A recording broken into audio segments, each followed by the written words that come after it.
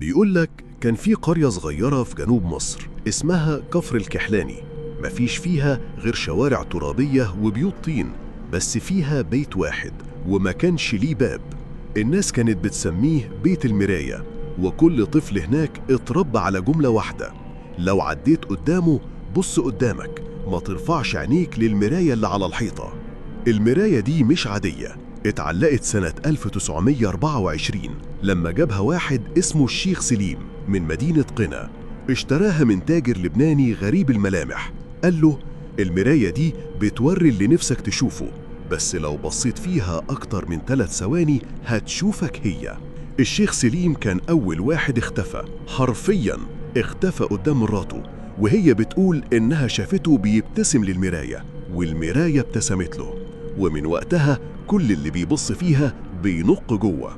البيت اتقفل لكن المراية فضلت موجودة، والقرية اتسدت على سرها لحد ما جه سنة 2021 واحد يوتيوبر اسمه سامر قرر يعمل مغامرة ليلية ودخل البيت وصور لايف.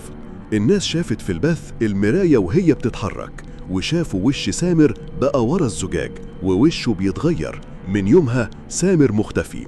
الفيديو اتمسح لحاله من كل المنصات، ومفيش غير نسخة واحدة محفوظة على فلاشة عند صاحبه اللي اتحجز في مستشفى المجانين. في شيخ معروف في أسيوط قال إن المراية دي مرآة العبور، وهي مربوطة بكيان من العالم السفلي اسمه زلزال، كيان بيحب يسرق الوجوه ويسكن الأجساد، وكل مرة حد يبص فيها بياخد منه حاجة، ساعات وعيه وساعات ذله وساعات روحه كلها.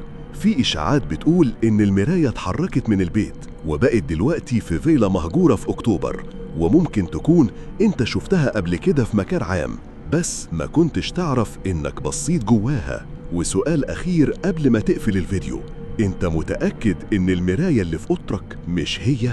لو القصة دي خلتك تتشكك حتى في المراية اللي في بيتك، ما تنساش تقول لنا رأيك في الكومنتات، وتعمل لايك وشير وسبسكرايب علشان الجاي أخطر بكتير.